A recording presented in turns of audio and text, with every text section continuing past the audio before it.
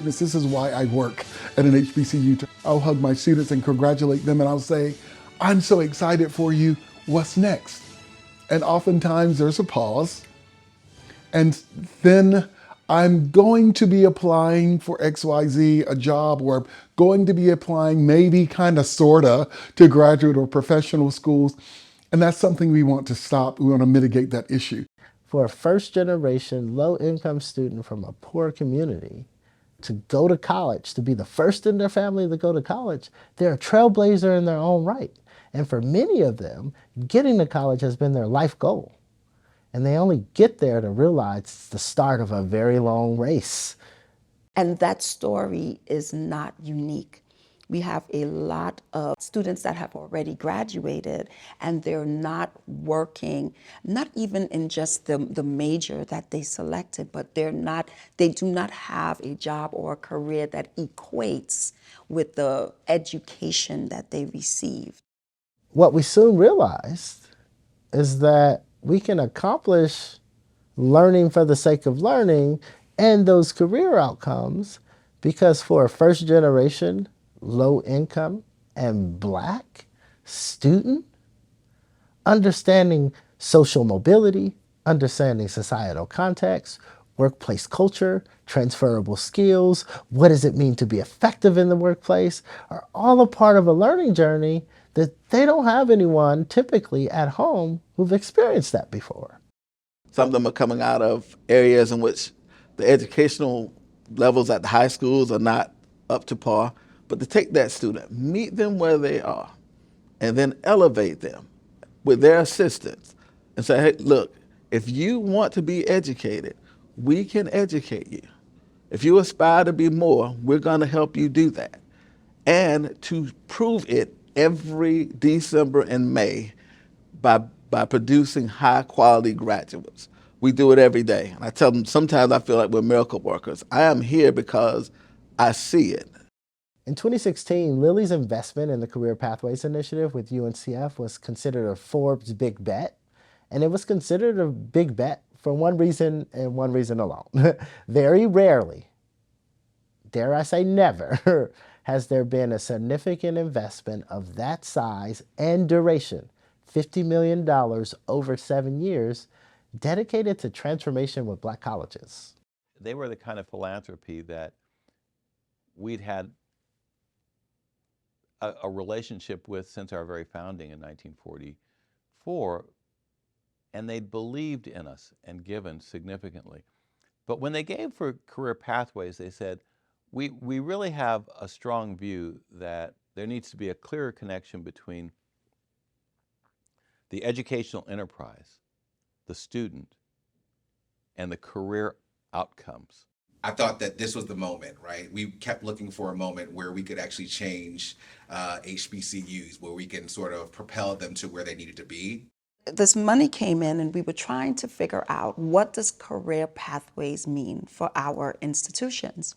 In the earlier days, I remember us getting a bunch of proposals back from institutions that said, okay, we're going to paint the career services office, right? We're going to add new computers and we're going to do all this, put this nice technology in there, and that's going to drive students to want to come here and actually do something. We knew that that wasn't it. This program was designed specifically for HBCUs because that's where we are sitting. HBCUs experience a duality in higher education that's oftentimes hard for people to understand. On the one hand, HBCUs are marginalized. What I mean by marginalized is they are historically and in the present under-resourced. At the same time, HBCUs are punching above their weight. So when you think about their student populations and their capability to serve first generation, low income, Black students, HBCUs are number one, providing those types of students with access to higher education, where in many other spaces they're shut out of the opportunity in a meaningful way. And then number two, the research shows unambiguously that HBCUs help those students in climbing the socioeconomic ladder and otherwise living meaningful and fulfilling lives. When you are under-resourced, you always think of innovative and creative ways to excel. And our HBCUs are excelling but we always have to finagle. How do we get this together? And so we designed this for HBCUs and predominantly Black institutions, PBIs, in mind, so that we are always supporting them and being innovative and creative and thoughtful. And I have to tell you, those first few months, years, were hard because Dr. Lomax was in it. Like he wanted to know everything. He wanted to know why we were deciding to do things. He was shifting and pivoting things. I mean, he was tweaking words to how we talked about the work because I think he saw an opportunity to take a $50 million gift from the Lilly Endowment, pair it with an awesome but small team. We ended up being about 4 people in those first 6 months. But we were awesome. We came and we said, look, we have a real opportunity and we have the support of our leader in a way that really paved the path to where we are today. The three-pronged approach was guided pathways, curricular enhancement, and integrated co-curricular engagement. There are 24 institutions that participate in the CPI, what we call CPI 1.0 cohort. We have small institutions like Russ College or Voorhees College in Denmark. Then, of course, we have the larger institutions like the Spelman that's a part of this work. All amazing. It was intentional for us to be able to support institutions that are in rural areas to one that are in the cities. We knew that we can probably get bigger impact if we focused on those larger institutions. We can get those numbers and be like, yes, look at us, right? But that's not what we wanted. We wanted to focus on all of our institutions and give all the institutions an opportunity to grow and an opportunity to get something from this engagement. We often look to our South Carolina State Cluster, which includes now Voorhees University, Claflin University, and Benedict College. From the very beginning of the Career Pathways Initiative, those institutions decided to come together to partner on a collective initiative. And that really excited us here at UNCF because not only did those 3 institutions represent a diversity of the types of institutions that were in our work, dare I say they were a microcosm of the broader set of institutions in which we engage, which again are representative of all HBCUs in our country, but they came together with one focus. We went to a convening and they said, you can work with partnerships with other institutions. And we started to think, we're like, okay, we're in South Carolina, Claflin's in South Carolina, Voorhees is in South Carolina, so is Benedict. Why not join together and realize economies of scale and develop professional development programs and career fairs as a unit? So we applied as the Carolina cluster and we were awarded one of the cluster grants and we were very excited about that. I don't understand how anyone could not see the value of collaboration, the value of shared services, the value of coming together, all our minds. President Clark Artist's mind alone is amazing. When you add President Womack and President Hopkins to that mix, with no egos involved, amazing opportunity, not to mention the provosts that are part of all those institutions. We talk to the employers. We have the Executive Advisory Council where we have some high power employers working with us because when we sold it to them, we're like, you're not just gonna get one school, you're gonna get 3 schools plus all the other schools. So this is a big bang for you. The Career Pathways Initiative has been, in a word, transformational for Benedict College.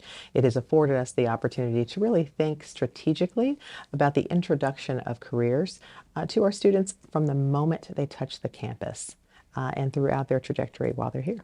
So we start with the end game in mind. That's what Career Pathways does. So we start their freshman year. If you're waiting until the senior year, it is really too late. I was excited about the program from the start because it promised to align the curricula at UNCF institutions with the needs and demands of the workforce. And that excited me. One of the very first things we did with the CPI was to reform our general education program. We wanted all of our students to have room in the curricula to have minors as well as majors. We used to have students who graduate from the university without having an intern or having any kind of cooperative education, study abroad, undergraduate research, or leadership. I would like to be a mortician.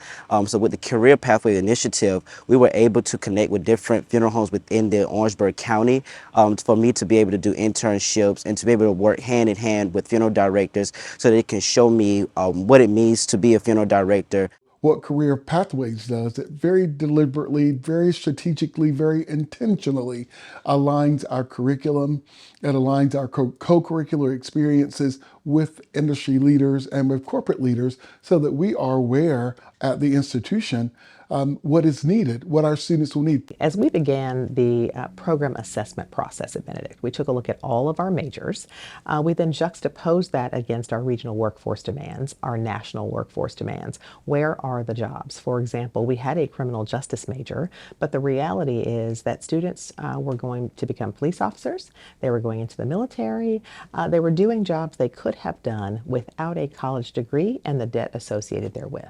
We saw that there were 280,000 vacancies in the country for cybersecurity professionals, and so we shifted our criminal justice energy into white-collar crime, if you will, cybersecurity and other more high-demand fields. The Career Pathways Initiative really forced us to, in many ways, be very intentional about that decision making and to provide the data, to really look at the workforce trends and to map our programs against those trends to ensure that there was a high level of consistency between those. There is an impression that we were doing things right. I think what CPI did for us was allowed us an opportunity to really look at ourselves. And so what's happened for Morehouse is that we've really looked at a lot of those spaces to improve the experience of our students as well as the functionality of the college as a whole. Morgan has always been a very aspirational institution, and so many of the best practices have already been tried at Morgan. We've piloted tons of things, so scaling and institutionalization was really our challenge. So what I'll say is the biggest win for us is more the cultural change that's happened at our institution. We had an opportunity for faculty to get greater buy-in in the work that we were doing more than ever before. We were able to introduce like 10 new courses. Black Like Me, social media, likes, links, and tweets, race, gender, and medicine. But the beautiful thing about it is interdisciplinary. So you may have an English faculty person working with a biology faculty person. The retention rates have all increased if you look at the numbers. And that's because we were able to collaborate, synergize, and bring in some best practices. That has propelled the graduation rates, as you know. But I'm really proud of the placement rates that you see at these institutions, and they're phenomenal. So I started working at Walmart as a cashier my freshman year, and I've been there for about 3 years. And I was able to make that leap from the store level to corporate. It was actually fairly quickly. Once I started the application process and the interview process, the guy, he loved me, he loved my interview, and he said, I'm gonna go ahead and send you on up the upline. And a few weeks later, I was getting a call from my future boss lady telling me about my offer letter. It wasn't easy. I had to work hard, of course, but I'm very excited to begin my career at Walmart Corporate. So we're pushing those metrics very well.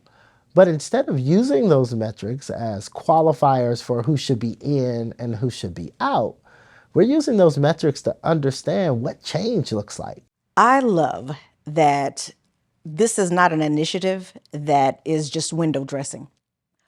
Often people are funded for different projects. People do what they have to for the project, but it doesn't really, for lack of a better expression, they're able to do it without getting any of it on them. This is truly who we are. CPI is fully integrated into our curriculum. It is absolutely institutionalized. It's changed how we staff certain offices. It's changed the way that we talk about our curriculum with our students and our partners. It truly is baked in to the culture of Voorhees University. And so we are more than appreciative for the impact that this funding has made at our institution.